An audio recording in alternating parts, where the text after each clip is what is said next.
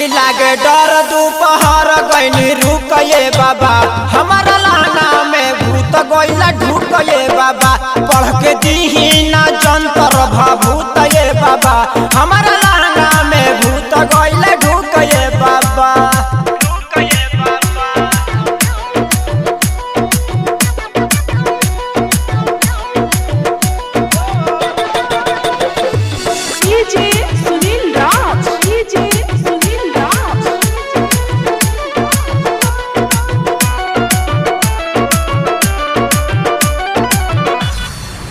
बेलावा के गाछ पर अहे बाप कटनी हम नहीं देखनी वही जे जाबनी।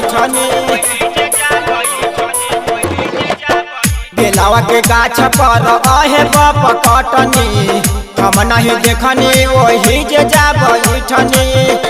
अरे ऊपर से आइल आवाज हम जाके कन्फ्यूज भइल बाबा। ऊपर से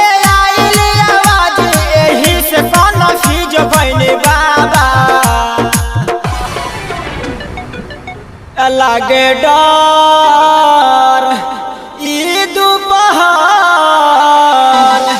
लागे डर दोपहर गईनी रुक ये बाबा हमारा लहंगा में भूत गईल ढुक ये बाबा पढ़ के दीहीना जंतर भभूत ये बाबा हमारा लहंगा में ढुक गईल भूत ये बाबा।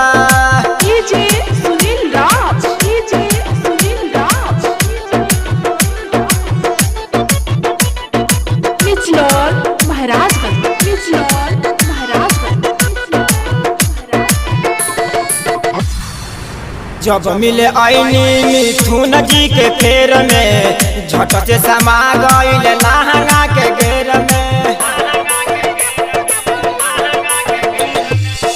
जब मिले आईनी मिथुन जी के फेर में झट से समा गईल लहंगा के घेर में। आइल उठा के निरंजन अरुण संगे धुन रहे बाबा। आइल